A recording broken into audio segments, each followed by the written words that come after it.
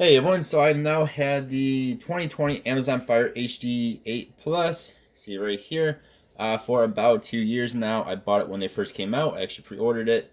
I have liked this device ever since I bought it, and I do use it most days. Usually I use it mostly for YouTube. That's the biggest thing I use it for these days. Um, but I really do like this device. Like I said, I like it since I first got it. I do have a couple of issues. One is, well, scratches. You guys see right there, there's a scratch there. And then it's hard to see on camera, but there's a scratch right here. So these do still scratch. You know, Amazon says they're more durable than iPads, and that's with having a case on it 85% of the time, except for when I make videos. So it still can scratch. Does not affect it in any way, shape, or form on performance. And when the screen is on, you don't even notice the scratch. And then one other weird thing I have, and I probably won't do it now, but when I go into YouTube, a lot of the time, I will go into YouTube, I will hit a video, and the sound will play, but it'll stay on the screen. And what I have to do is hit the square and then go back into it to get the video to actually start playing for me, or to be on the screen itself. It's weird to explain. It's hard to explain without actually being able to show you guys. But basically, again, video starts playing without actually playing. You hear the sound, but the actual video does not actually play until I go out and back in. It's very weird. But that's really the only issue I've ever had with this device, except for those couple of scratches.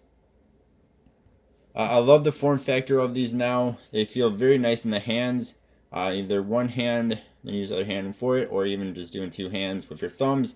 It feels really good. I love the 8-inch display. I know some people do not like bezels at all. I personally still like bezels because you can have your thumb on it without touching the screen. These are like perfect size bezels. Pretty much fits my thumbs perfectly there. So I still like the bezels on devices. Again, a lot of people do not. Personally, I do. As far as performance goes, this is very much a budget tablet. For most websites, you're searching online, it is pretty quick. So we'll go to Pokemon.com here. You can go into desktop sites. You guys can see, I mean, this is, unless you're comparing it side by side to a more premium device, you're not really going to notice slowdowns. Of course, you can speed or zoom in and out. It loads in very well. Now, when you get into heavier websites, such as like Best Buy, is one things will start to slow down a bit. But for, I would say, 90% of websites, you should have really no issues with it. And for some reason, Best Buy's website is a bit heavier.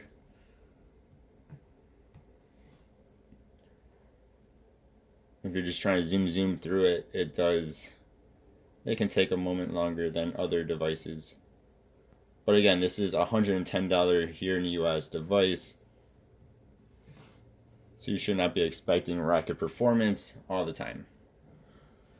I think for that price range, it is a very good device. You'll find way worse devices for around the same price, if not even more money than what these are. You just gotta be a little bit patient. It takes a few more seconds than other more premium tablets. You can see this is all still loading in. But again, if you want the highest performance, you don't have to spend a lot more money than 110 bucks or even less when these are on sale. They go on sale quite a bit for less than 100 bucks, which for those prices is even more insane. As far as gaming goes, I know a lot of people will buy these for their kids. This is actually almost better than the HD10, the non-plus version is for gaming. So we're in Roblox, Royal High, which on some tablets, this game will kick you out of them, even if you are in the lowest graphics, which we are in on this device. You can see all the fingerprints. It's another kind of issue with this is fingerprints just do not go away on it. But anyway, this game will kick out a lot of devices from it to where you cannot even play the game at all. Again, including the Amazon Fire HD10, the non-plus version.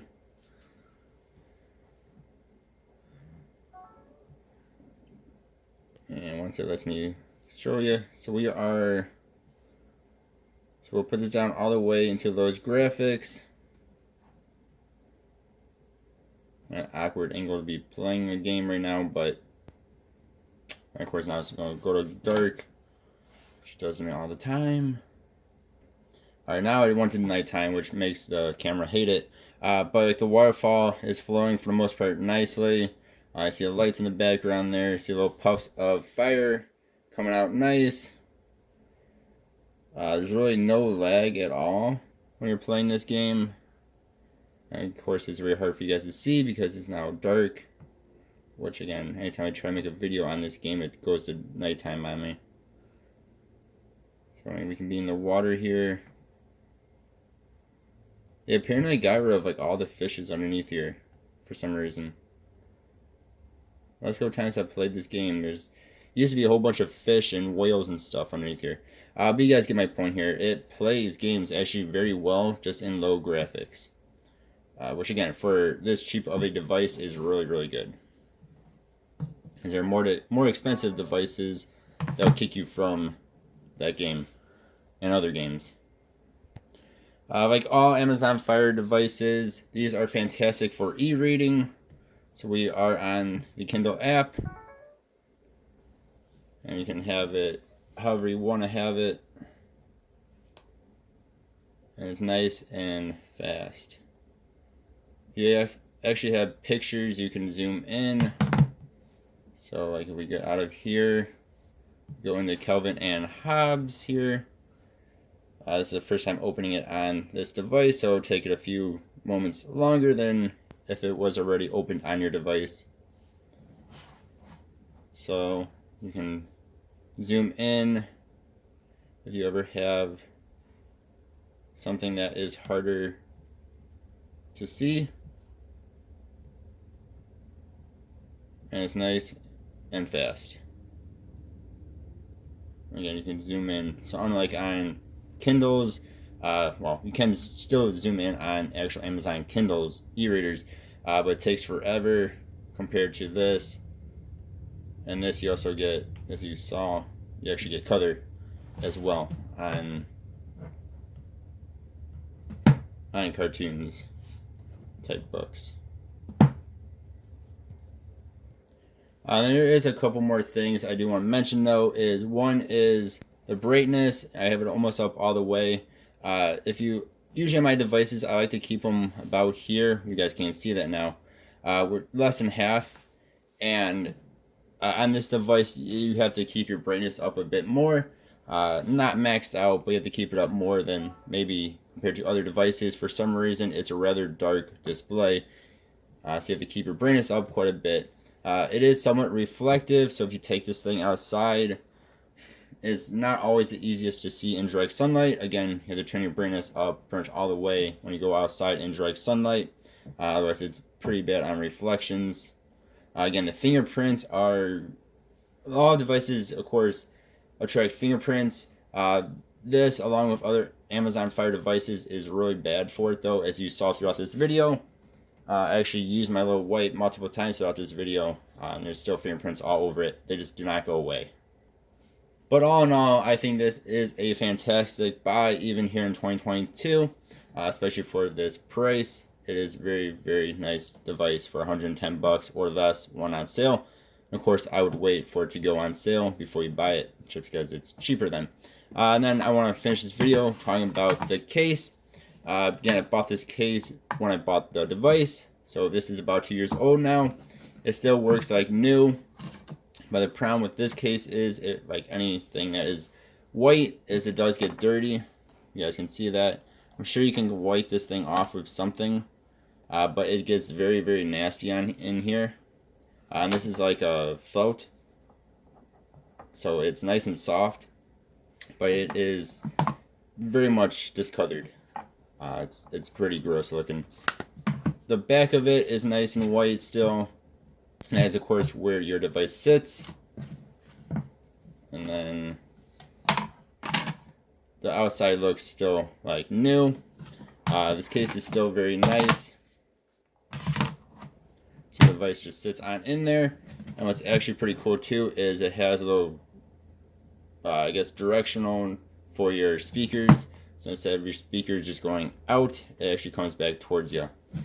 This case is actually kind of still like new, except for the dirtiness on the inside.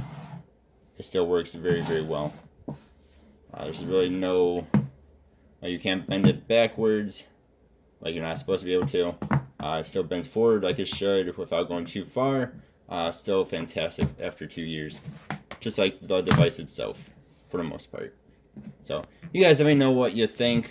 Again, I really do recommend this device, especially if you're looking for a smarter device. Otherwise, if you want the best Amazon offers, you'd have to go with the HD10 Plus, which is $180 here in the US. As always, guys, I really do appreciate y'all watching. I hope y'all have a good one. I'll see you guys next time. You guys can see those fingerprints. They just do not go away. Goodbye.